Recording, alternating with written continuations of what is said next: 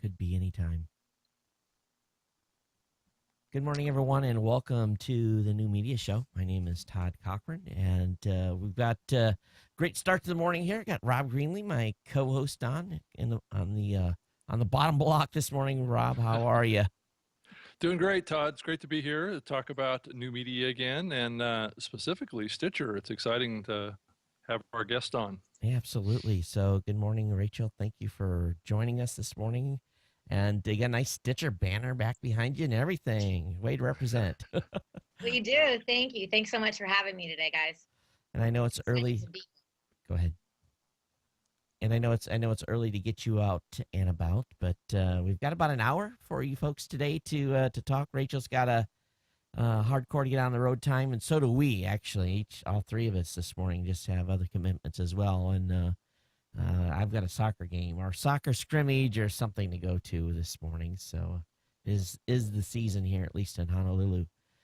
So Yeah. what I wanted to do is spend a little time this morning with you, Rachel, and find out what do you guys got going on. It's new, and what's happening at Stitcher these days. It's been a really busy summer at Stitcher. Actually, this month, one of our, biggest exciting things is our auto installations. And we have, unfortunately, I can't announce it today, but we do have a very big announcement coming up before the end of August that will be announcing another car partnership.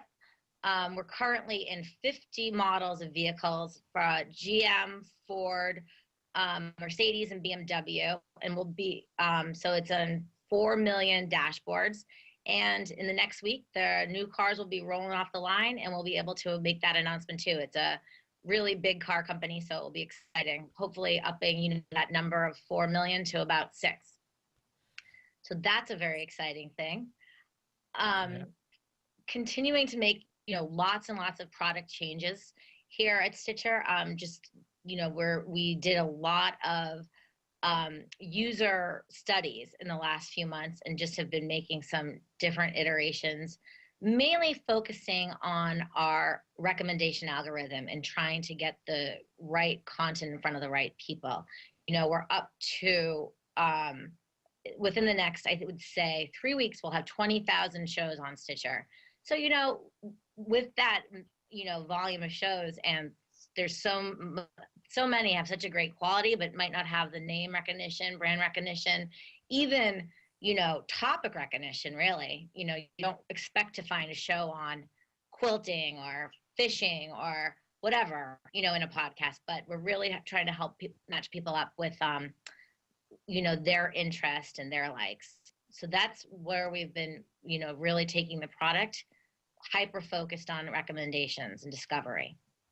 The discovery part has to be, we've played around with that quite a bit, and it's tough, Mm-hmm. and a lot of it has to do with how good isn't it a driving force on that, how good the metadata you get from the content creator, because if they don't really provide you a lot of detail about about an episode, how do you, are you guys recommending shows, or are you guys recommending specific episodes, or both? Yeah, I mean, through the recommendation algorithm, we're really able to do it on a show level and not as much as on an episode level, for the reasons that you mentioned, a lack of metadata. Also, just a lot of shows have very different topics episode to episode. Right. There's a lot of common interest shows, and one week they'll be talking about tech, the next weekend they're talking to their friend and cracking each other up. That's a tougher one. That's a little more where we're doing the episode recommendations is a little more editorialized and less of a machine working, and more of our content editorial team kind of taking charge there. So do you see your back end being able to learn from what the user or listener is listening to, and make those recommendations based on a user's a use case from the past? We do. Yeah, we're gathering all that listener behavior information. And actually, kind of interesting, it's something that has been working over the summer, and they're using and this gets very quickly beyond my technical prowess, but Okay. the least squares, which is something that they've used with the Netflix model, that they're using based on listening behavior and choices and selections that people are making. So it's really using, and then, you figure out the factors that you include for those, and Mm-hmm. so it's getting more and more sophisticated every day with what the information that we've been gathering, and then how we're using it. So it's, like I said, it gets beyond me pretty Yeah, quickly. I understand. And it is, but it's really cool. And I mean, I think we've seen it, anecdotally, you hear it all the time on Twitter. I hear it from partners that they said, oh, so and so found me because they were listening to this show or because they had typed in this. So, you do hear it, and we see it. We see it, that 50% of Stitcher users are using the Discover tabs. More are using our wizard features as well. But from those Discover tabs, so those are like a habituated user, and they will find 2 new shows that they then listen to, on a regular basis from those each month. So it's definitely working. It's, really adding new shows to their listening repertoire. So that sounds like it takes a lot of, and I like to call it hand jamming, because you're basically in there. Your editorial team has to sit there and kind of listen to the content and make, categorize it, and there's a whole bunch of stuff that goes into that. So that's pretty labor intensive, isn't it?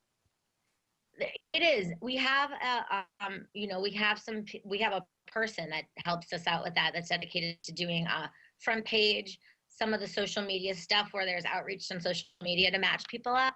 So there is, I mean, Stitcher's still a small team, but there's more we want to do with that. And there is, even within the editorial process where we do have to do listening, there's still some machinery that does help with that, just to identify things within episodes that we can use then.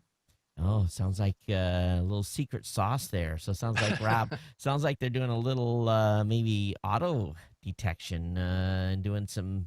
Oh, very interesting. So you guys are getting really sophisticated on that. That's Yeah, we did. We actually did do that and rolled out a kind of an auto detection transcription service that was running in the back end. We did that with our election center last year, where we were able to match up shows. We were only putting in shows that were really covering the election, which was a large base, but news and politics. And then matching it up with terms that would come up every day, or every hour, that were related to the election, just for sort of as proof of concept. And it's awesome. It's amazing the things that you can find out, just by matching up with key terms through the auto detection. And again, very helpful due to the lack of metadata you get sometimes. Yeah. And so that is something that we do have and hope to do more with in the future. Right now, we're kind of using it for the editorialized stuff, but we'd like to present it for users again shortly.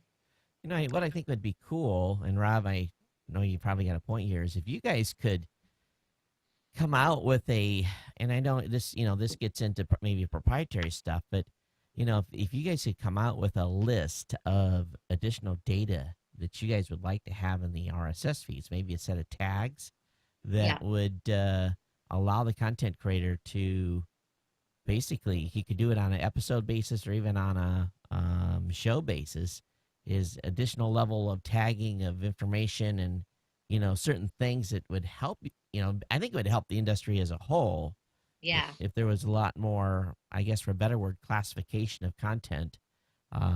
Because I'm always, I'm going through and listening to shows myself, just from a kind of a standard review process, and I'll find shows that are, one episode it's very nice and clean, and the next show you're like, my God, are these guys, where did this foul language come from? It's like it goes from normal to explicit in a single show, and Yeah. it's just like this switcheroo on you, and you get this big surprise. And but you're right. I think some shows, especially the general shows, they're all over the place at times with the content. Absolutely. Yeah, it's a good idea to, put out more of an industry standard of what what would be helpful. And I think that is something that we are, wanting to do. We're going to be introducing show pages that will allow people to have some kind of editing their show pages on Stitcher, so how their stuff looks and appears and how many episodes you want to have carried, that kind of thing. So we'll allow for some personalization, and I think with that it will kind of allow us to then say some of the other best practices that will work for Stitcher and beyond Stitcher too. Right. Yeah, I wanted to ask you a little bit. I don't know if you can share, some information on this or not, but what are you guys seeing as far as how the kind of usage of Stitcher changes as users transition over to using like an app in the console dash of a car? Is there any kind of change that you see is different between a person using a smartphone to plug into like their stereo in the car versus using an app that's built into the dash of the car? Yeah, I think so. I think that they're much more relying then on their favorites. There's less of that discovery from the car dashboard. Obviously, I mean, it's kind of the way it was also designed there, because they don't want people kind of fiddling about. And we still make recommendations, and if it will bring up a new show. The listeners also like shows. It's just as part of the station list, but definitely less kind of active searching, and that recommendation algorithm is a bit different than in the car world. So that's different. I don't know about time spent listening, and if that changes in the car at all. I would almost think that it would be more of a higher completion rate because there is less fiddling around. But and then just also too, like, there's less sharing. Obviously, there is no sharing at the moment. There isn't in the car mode the integration with Facebook or email or Twitter. So it's just less of an active experience than the app allows you. So can you actually control what episode is playing on your phone that actually passes to the car's app, or is the control of the car app separate from the phone? Well, actually, it depends. It varies from manufacturer to manufacturer. It's the preference of theirs. Like BMW is very interactive with the phone. Ford is more of much more on the head unit. But it does all match up to your what you have kind of queued to play, so to speak. So if you have your favorites list ready to go, you plug in, it will be whatever episode you've queued up to hear there. And then you can go back and forth if you want to do like the full show, or if you want to move along in your station list. But it's a tough question to answer because it varies from each car. Is kind of like what the the tough part about the car partnerships is that they're also they're also different. One of the things that happens in this household is as soon as we get in the vehicle, and depending on who's driving, the first thing they do is they mash on the console what they want. It's just like driver rules. The driver gets to pick. Yeah. And so are you guys doing profiles too on the in-car experience? So that, if Todd gets in and he wants to listen to X genre, and my daughter gets in and she wants to listen to X genre, she can change it with a lot of headache. Are there multiple? You can have multiple accounts. Oh, yeah. Is that how it works? Yeah. So they would have your Stitcher. I mean, I don't think that they're that sophisticated to have to know the different people that are in the car at the moment. They allow you to jump around from genre to genre, but I don't think unless you're logged in with a different account would it know who it is. Yeah. But you can log in with multiple accounts. So is your app still using the phone as the source of data, or is it more and more that data is coming from a 3G connection from the actual car itself? Again, that does vary where it is coming. Vary. Okay. Yeah, it does. There's different schemes that they've put in. that varies by the manufacturer itself. So mainly from the head unit for the most part. Really? Okay. Now, one of Well, the things that we always hear, and this is the biggest thing I hear from content creators. Matter of fact, I heard from some guys yesterday. We did a little event where we were talking about some news that came out on USA Today, and Hmm. the biggest thing people are that talk to me about Stitcher is that they get a bit irritated with the downgrading of the audio quality, and I understand from a delivery experience why you guys re-encode the media once you get it. What are you guys?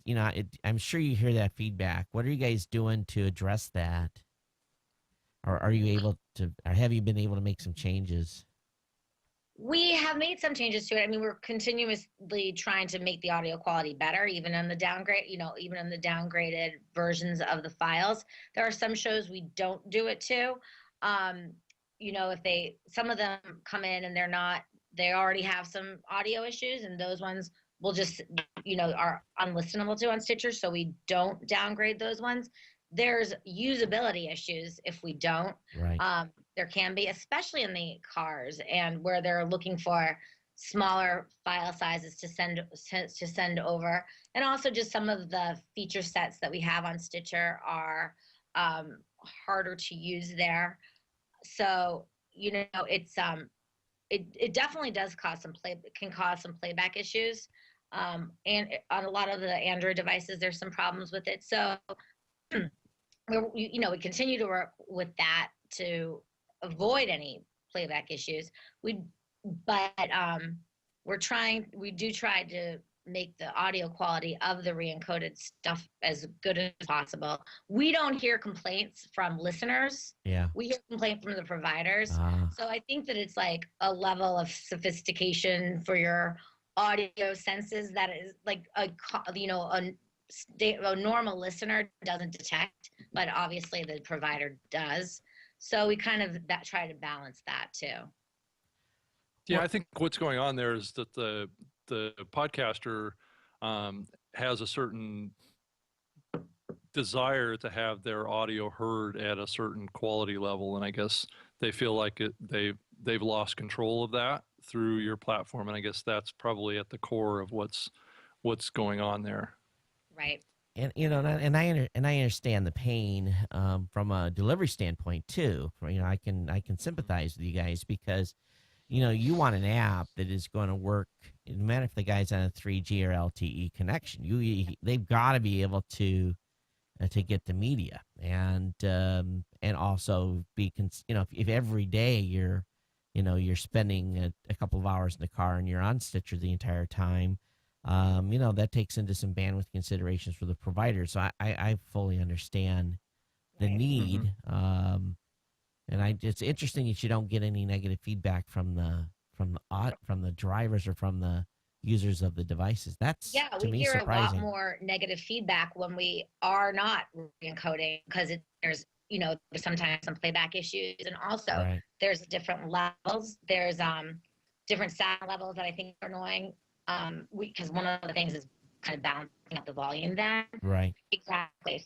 So we do hear more of an issue on the other side of it, and so our I think it was to do it that way. It's from a user perspective seems about right. And go ahead, Rob. Oh yeah, yeah. I know that a lot of podcasters don't think about playback in noisy environments, and I mean that was a big thing that I learned really early on. On the mobile side, um, you know, I've I've worked in trying to get podcasts on mobile phones for a long time, um, and and a lot of shows just don't have really good volume, you know, and lots of people listen to podcasts on the bus and in very noisy places. So, and a lot of shows just don't have the volume to actually. I mean, a lot of them you turn them up max and you still can't hear them. So is that a big part of what the encode that you're doing is just making sure that that volume level is high enough, to be heard in the car? Yeah, right. It Yeah. kind of it stabilizes it. So some are super high, some are super low. We kind of try to Yeah. get it to a good listening. base. And also the other factor was the bandwidth thing for users, because it does, a 128 bit rate show is going to take a lot more of their phone usage than their data usage than a re-encoded show. So that was another thing, for certain plans and for certain networks that it's a concern. So, what is the bit rate that you guys are currently using on average? I mean, I'm sure it probably varies, but what's the typical? I know 128 is Yeah. too much probably, or unneeded for spoken word content. But what are you guys actually transcoding into? 64. 64. Oh, Well, so it's not as bad as I. That's no. I Right. mean, that's huh. actually what you probably should be doing. I mean, Because honestly. I remember for the first a couple of years I did this show, we were at 64, right? And I only do 128 even now. So, and sometimes I think that's overkill. So 64 is not bad. I had heard a rumor one time it was like down in the 20s, but 64 is, yeah, hmm, that's Yeah, interesting. yeah, for spoken word content, I mean, you can't really hear a big difference between 64 and 96 and 128, really. Yeah, you can hear between 64 and 128, but not between 64 and 96. And Yeah, it's Right. just it's slight. So, huh.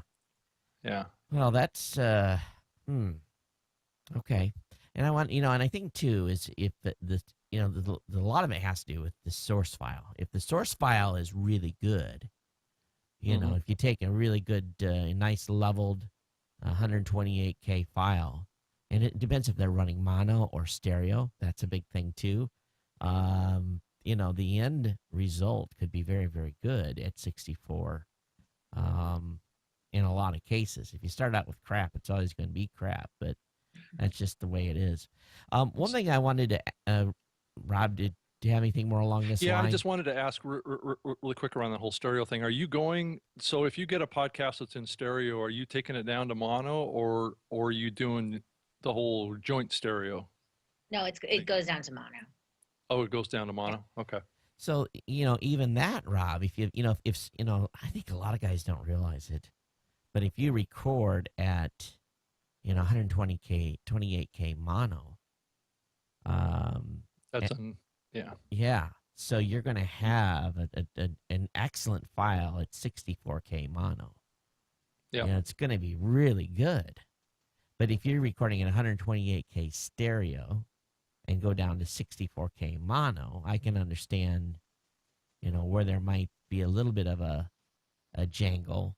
But a lot of folks, they're recording in stereo. So Well, and I've actually, for years, I've been doing the whole joint stereo thing, which yeah, gives you a stereo sound, but at a mono file size. right. And I think a lot of podcasters don't realize that exists. So We don't have these effects going on where and unless if someone's processing and they have the need to, make it sound like something's coming over here versus over here. It's, but generally not, I wouldn't think. But, yeah, huh. but if you're playing, kind of music intro or exits, that kind of stuff, Yeah, it's nice to have it in stereo. that's true. Yeah. That's true. So, Rachel, I know you guys started on this a while ago. I know that we had talked to you probably or talked to your team more than a year ago, wanting was basically looking for a signal from you guys, basically when someone listened to a show. And I know that now you guys have got your API tied in, and I know Angelo went and did the work and added basically this. I don't want to call it a ping back, but anyway, we're now pulling in the Stitcher data, and that was huge. And I want to really, I'll be honest with you, I really want to congratulate you guys for doing that. And it's a big, big, big deal. It really is, and I don't think you guys got very many accolades for it. But I hear right on this show, I want to take back to your team. Thank you for doing that, because what we're starting to see is a lot more players in the space who are doing, they're basically grabbing a file and they're re-encoding it and they're putting it in their their lineup of content and their specific apps, and they are, basically it's a dry well. They don't even have a content creator a dashboard where people can go in and see even on that side. So, Yeah. before you guys had a dashboard, that was great. Guys could log in and look at the data, but now that you're sending the external signal, that's really great. Yeah, we were super excited. I was super excited to, you know, present that. That is actually like something we hear more about than the re-encoded sound. Certainly was the stats. Just and they always were there, like you said. But I think that it just really simplifies it for people where they can find it in one place. We were just the hesitation for it was the accuracy. We wanted the Stitcher stats to be, as accountable as possible for folks. And, in order to do that, we'd had to really get it right with the hosting providers. So, that was the hesitation, and that was kind of what really took it such a long time to get there.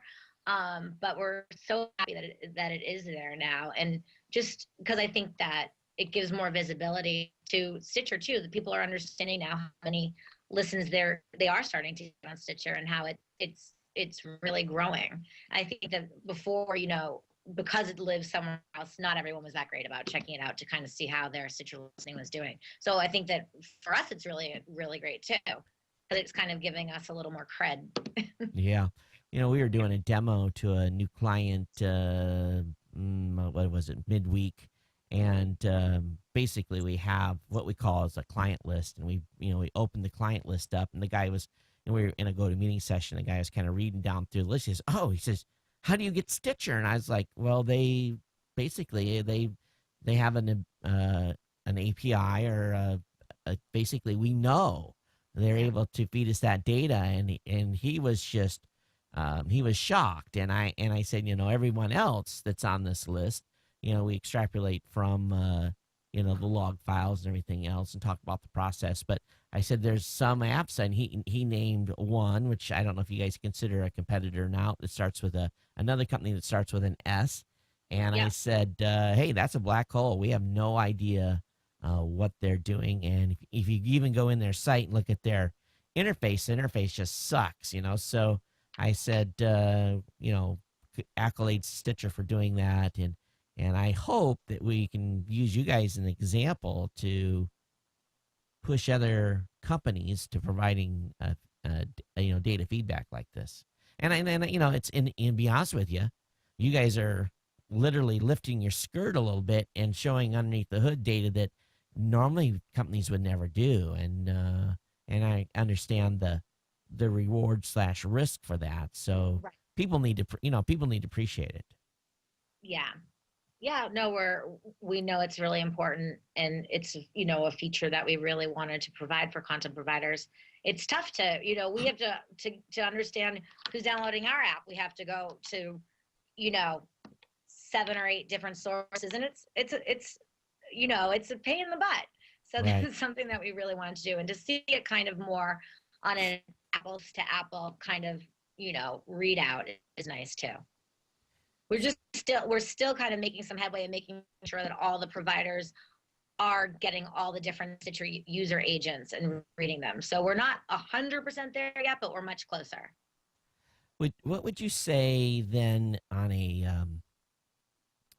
I don't know if you can say this or not. If you can, I understand. But where's the bulk of your listening happening? Is it happening in the phone? And well, obviously, I would think so, because not everyone has a connected car, right? Oh, right. No, absolutely. I mean, it's still like 80% of the listening is on the phone. And then, there's the car and the web app, and any other kind of devices. We're on a few other platforms. But, oh, absolutely, it's the apps. Yeah, the Android and iPhone app. Because I know in my car is not a super smart car, so we just Bluetooth everything into the car stereo system. So whoever basically connects up and is able, that's how sometimes the control works in the vehicle, and at least in my vehicles.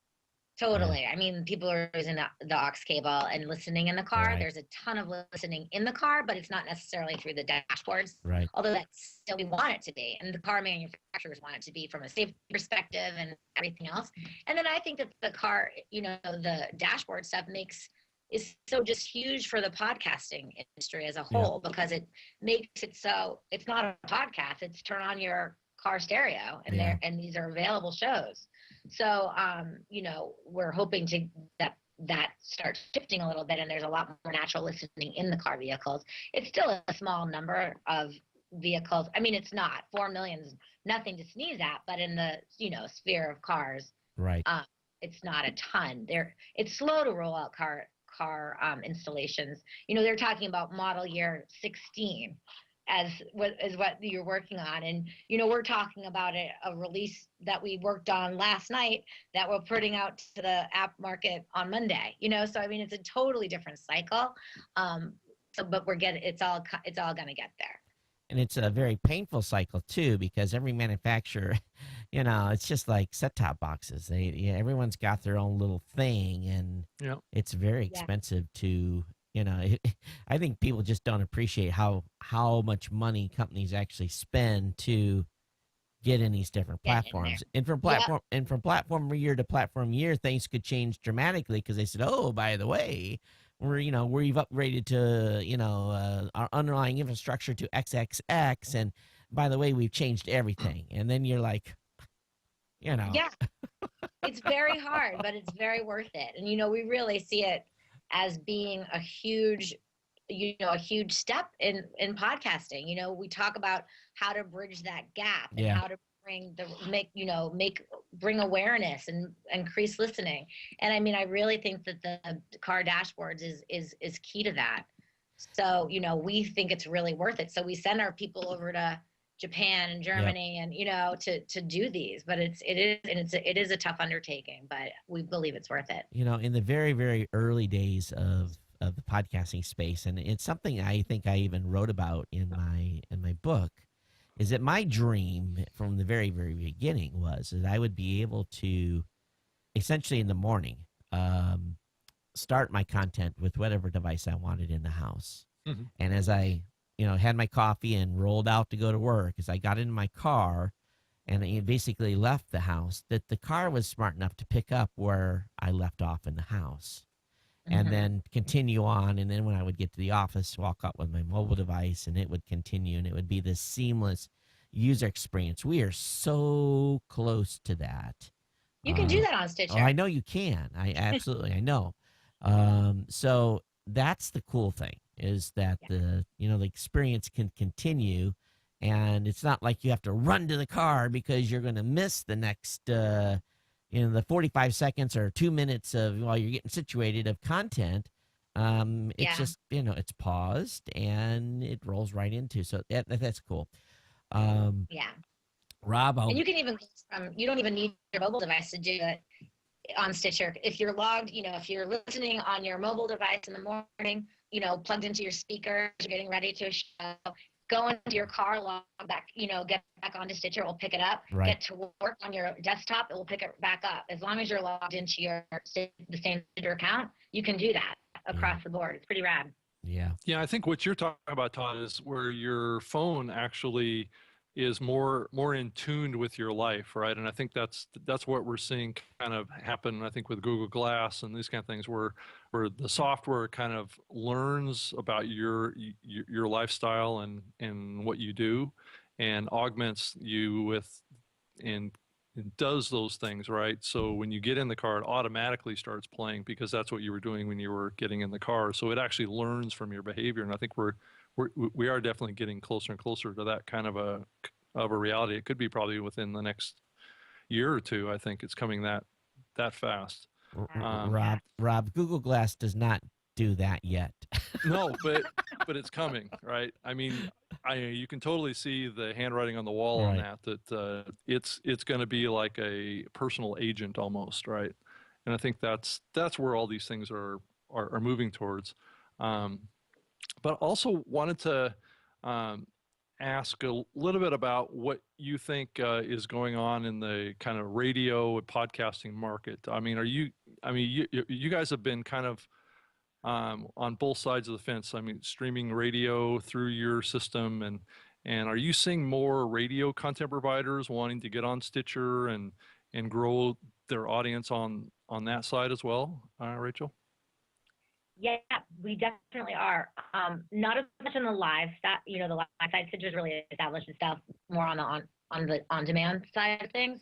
Yeah. So, but the all the terrestrial radio stations are definitely starting to focus more, maybe not focus more, but making an option certainly for the on-demand listening. And not only that, but a lot of the shows that have gone away, a lot of the local shows that have been replaced on terrestrial radio, those people have started to have a digital presence and started to podcast or make available shows. So that's another big thing that's happening out in the space, and we're seeing a lot more of that. Every week there's someone big with a big audience who no longer has their radio show, and so they're going to digital, which is exciting. We're working to support that and that kind of programming too. We're having just a little bit of audio trouble with you this morning, Rachel. I think the connection is getting flaky at times. It comes and goes, but we haven't lost you. I wouldn't be surprised if a Skype connection disconnected at some point. So if you get disconnected, please call back in. Okay. Rob, that's she said something there, and it kind of made me go, On the terrestrial side, being that that folks that have shows are losing their airtime. Is it because of all this consolidation in the radio business that, drive time though, I don't want to listen to some guy in Dallas talking to me on drive time here in Honolulu, so is it maybe it isn't just maybe it's the, maybe drive time's safe, but maybe it's all that extra content in and around on those other hours where these guys are getting bounced. I think that it's happening across the board, really. I mean, not as much in the talk space. I think that the talk space for the drive time is a little safer, but a lot of those morning shows that are on the FM dial, where they have a host with, who banters, gives local news, gives local updates, talks about, those fun kind of local morning shows. Those are being replaced with a more, national type of show or music only. So those people are really clinging to are going to digital and are liking it, and they don't have to go on and play the latest Justin Bieber song. Well, yeah, I think, Todd, that's what's happening to radio right now. Is I think they're trimming costs, right? So Right. they're creating less original content and doing more syndicated stuff. Which tends to be, if you think about it from the bigger picture, they're kind of shooting themselves in the foot with that. But they're thinking about profits and margin at that point. But the local talk talent, I mean, it's been going on here in Seattle for a long time. There's a lot of talented radio broadcasters that are out of work, or they're doing other things, but their passion is radio, that could get into podcasting and build an audience again. But I think that's what's going on here, is that the radio industry is kind of pulling back from original content and is really focusing in on music, traffic, news, and sports. And I think that's where radio is gonna be here mostly in the future. I think and I know, just looking at our local market, I think Clear Channel here owns 9 stations, and I think the only station that is, in my opinion, worth listening to is I think they have an AM station. They got they run the talk stuff, but the rest of the stations it was like, it's almost if I was in New York, I could hear the same exact stuff. So Yep. Yeah, I guess you're right. They're just feeding a feed to all those stations, and they got one master disc jockey someplace doing the content. It's pretty sad, really, but I guess that's how they have to compete these days with competing with digital. But that's shades of opportunity for all of us. Well, It's it is going to Right. cause them to lose their audience over time. And guess who's going to gain it? It's going to be the on-demand radio side. yeah, yeah, Yeah, and we're really seeing it too as, seeing a lot of these local hosts who, want to continue to talk to their audience, speak with their audience, and have a local presence. And we are trying to support that with making Stitcher more local. So that will be another initiative we have, in this year.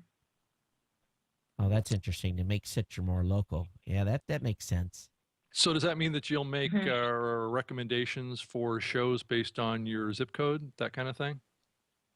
Yeah, well, we are doing that to a degree now. If you allow your location, if you allow us to know your location, there are recommendations based on near to you. I think a big part of it will be allowing for personalization of our front page, and that will have a lot of local feel to it, where you can set that up for local feeds and things like that. Todd, I think that is huge. Yeah, I think it is because we've been talking about localization, and here's the challenge. Rachel, you know as well as I do that the majority of the traditional podcast content has not been local natured. It's been more national. I look at my Yeah. personal show, and I have listeners here in Hawaii, but it's a very, very limited number. I think we're like in my stack. I think it's like 40 or 45th in the number of in popularity. I'm biggest in Texas and California, so it's so I don't Yeah. But if you have that local, then that opens up. I could think if I knew that I had the ability to be targeted on digitally for a local standpoint, that would encourage me to do more. To do a local, I could do a local show. Um, Yeah. yeah. Huh. Yeah, exactly. It is for the majority of shows. There's not really a local focus, but there's definitely plenty of them that it would make this a very intriguing feature. The personalization of your location, and the other thing is we're seeing a lot of times people don't really care about where they are necessarily. They don't want the local talk shows from Hawaii, but they moved there from Boston, Right. and they want the Boston stuff. So it will just allow you to do it wherever you want to set it up, That's right. which is cool. Yeah, and Yeah. I guess it's all economy of scale too. It's as digital grows, you're going to get a bigger demographic, bigger user base on the platforms, and then that will in turn really help the local stuff out. Because if you, it all depends how big the user base is, because you can Yep. only split local so many ways, and then X number. But Rob, what is considered a good audience in a local market? What's a mid-range talk show? What are they reaching in a local market today? Do you even know? Well, the whole thing about radio has been it's this whole phenomenon of tune in and tune out scenarios where people are getting in and out of their cars, people are changing stations constantly. So these stations always have to be, trying to capture people as they're scrolling through the dial. Right. And I think that's the user behavior that I think is a challenge for on-demand radio is that it requires the listener to think more than they're probably used to about what they're listening to and when they're listening to it, and I think that the power of this is going to come into when the software is smart enough to know what you like to listen to and deliver that to you automatically while you're driving, so you don't have to be navigating all this stuff while you're driving around in your car. Here's what I see too in my car. I have a 17-year-old and a soon to be 16-year-old. They both have Android phones. And, when they aren't driving or when the one isn't driving, she is plugged in and, fiddling with her app. So she does not want to listen to what I listen to, obviously. So, and I think there's probably a and I ask them all the time, what you listening to? And they'll show me that's usually some music, some something they're jamming out to. Sometimes I hear it and I'm like, turn your headphones down. But there's probably now with this number of teenagers that have smartphones, I think there's probably even a market of a genre of content here that might be lacking in that there's not enough content for teens, and Yeah. teen based a purely teen based show, not where some adults talking to you between jams. Um, so I think there's an opportunity there. Just thinking about the digital side. Now, do you guys have a a younger genre? I guess for say, Rachel. Do we have a young? There are shows. Yeah, but There are definitely shows that are produced. There's a bunch of teen produced shows, yeah. teen talk, and some school productions that are kids in high school, kids in college that are putting out shows. I don't know. Do you think that your kids would like to listen to talk? Not tech. I'm just talking about teen related topics, teen shows. Talk. Like Talks. No, as long as it was entertaining, it has to be entertainment. It has to be stuff that's fun that ties into music. It can't be just talk. It has to be, probably what it's got to be something that's going to attract them. They're not going to listen to some old fogey, talking to them about some stupid topic or something. It's going to have to be fun. Like us, Todd? Are Right, you talking about us? right. Yeah, exactly.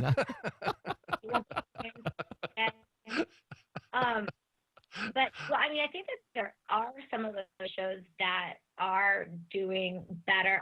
With the younger people. I mean, we have some celebrity based ones I think are fun. Like Ryan Seacrest show, some of the other celebrity driven type of shows.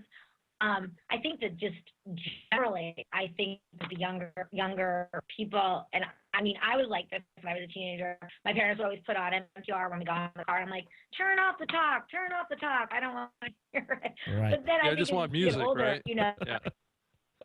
Yeah. And then as you get older, I don't know when it changed for me, but I started loving listening to talk in the car and always would opt for it before music. So I mean, I don't know about attracting a much younger set of folks. There are a lot of shows being put out by younger people, especially like in the video gaming genre. Those kids are really young that are creating content and hopefully attracting young listeners there as well. Well, I know my son listens to some of those. Yeah. The video games.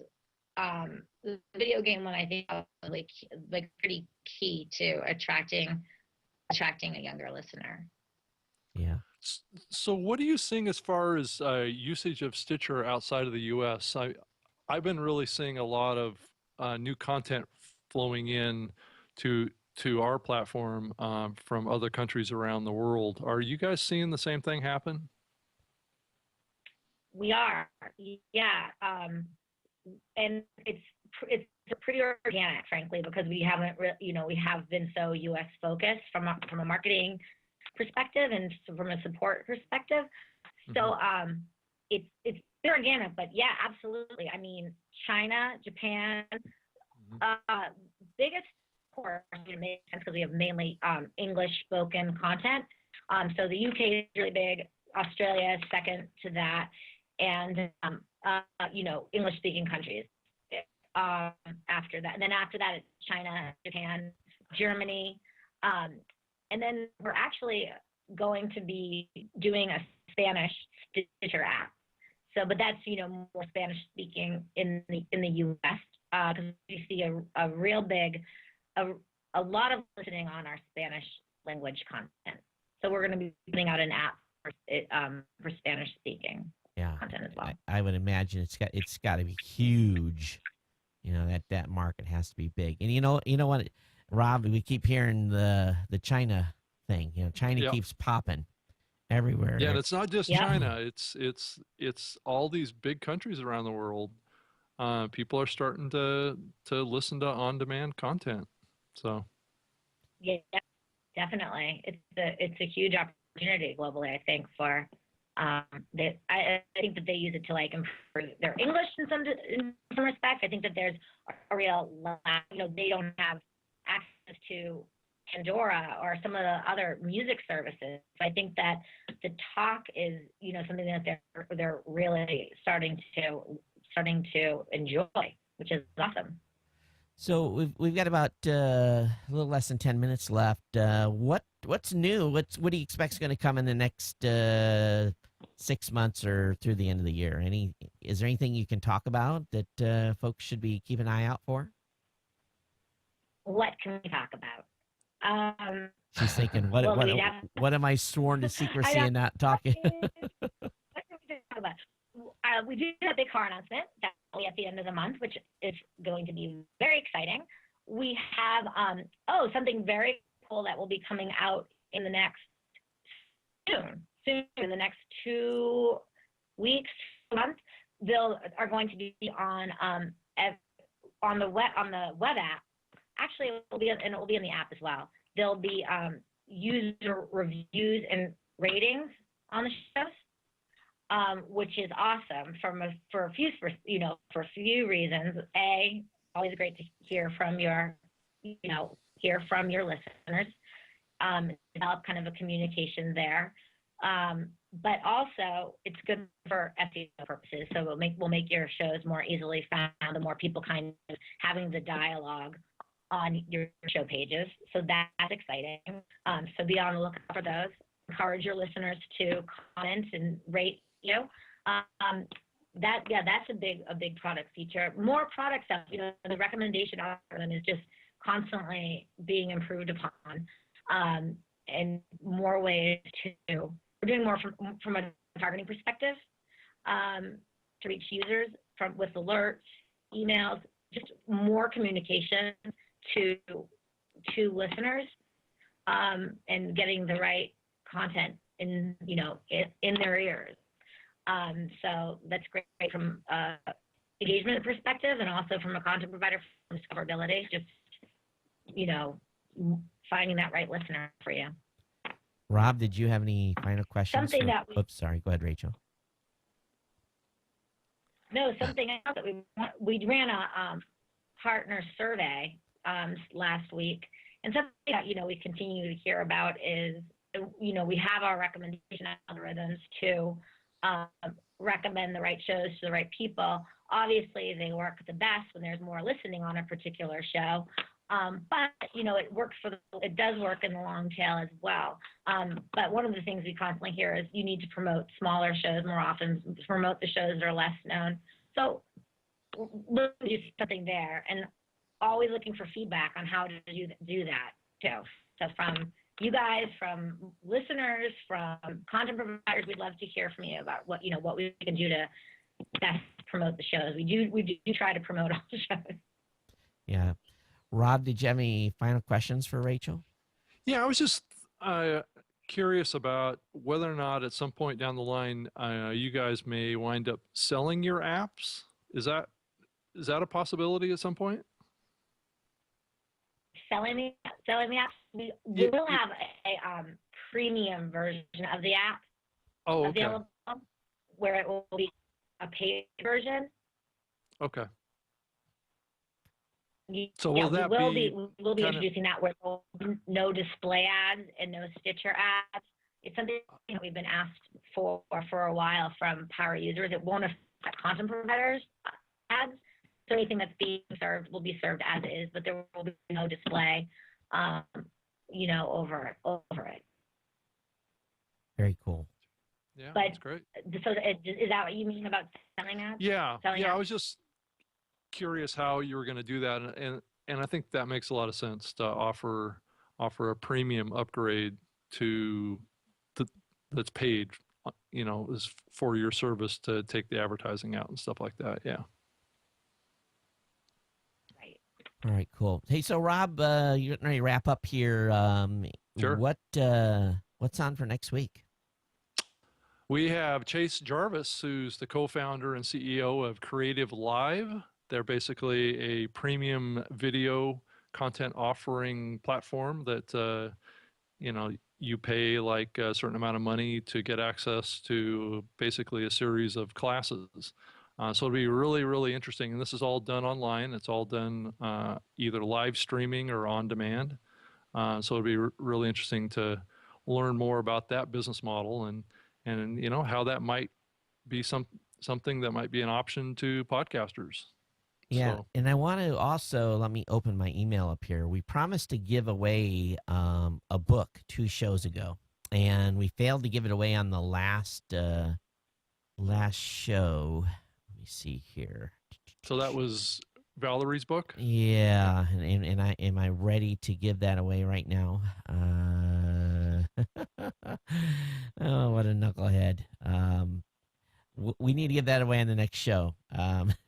I am talking about it. I'll email I have a winner. I just need to email him. So the email's buried, but I'll get it out and email the winner. We'll announce it on the next show. But yeah, to give Valerie's book away. My apologies for not being prepared. Ill prepared host. Smack smack. Uh, and also, we got a lot of great feedback last week from having Norm Pattis on from Podcast One. That was we got a lot of buzz and a big upkick in listeners from that show last week. So we definitely hit a nerve, and Norm was. I mean, they were still talking about it yesterday, so that was really good. Yeah, there's certainly some great podcasts coming out of that network. There's no question. I'm sure that those things are flowing into Stitcher as well. I'm sure, Rachel, aren't they? Yeah, most of them are. Yeah, Yeah. they are. It's really exciting what they're doing. I mean, just having someone who is so seasoned in the media space, I think it has given a lot of, really elevated the industry, which is super exciting to see. And Rob, we had the story yesterday on usatoday.com talking about, remember podcasting? It's back and booming. And sorry, It's USA like Today, it hasn't went anywhere. scratching our heads on that one, right? So Link bait. yeah, or some PR person plugged the article. I kind of had to laugh a little bit about it, but it's the same players. It's the same. It was a good article. It's a good article, but it's the same people every time. It's the same 4 or 5 people. I guess they have this list of podcasters that talk to it, and it's got like 6 names on it, and that's the ones that they talk to. So it's kind of it's funny, but kudos to the PR team that run those podcasters. So Yeah. anyway, Exactly. I guess that's going to wrap it. I know you've got to get on the road, Rachel, and we want to thank you for taking time really out of your schedule today to jump on with us and to find out what's going on. Thank you so much. Yeah, absolutely. You guys always. And keep us up to Have date. a great weekend. Yeah, thank you so much. And for the rest of the audience, if you want to provide feedback to Rob or myself, you can do Todd at newmediashow.com or Rob at New Media Show. Rachel, is there a Twitter or something at Stitcher that folks can reach out to you at? Yeah, absolutely. We are at Stitcher, just simply at Stitcher. And then I'm at Rachel, Rachel, at Stitcher. Please feel free to drop us a line. I love hearing from you and like the suggestions and any questions as well. All right.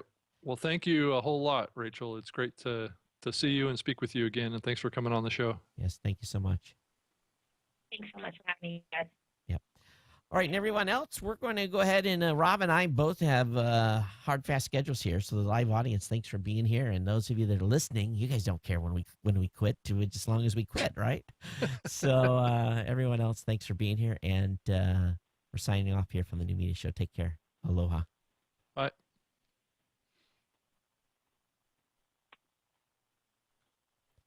Okay, the stream is still live.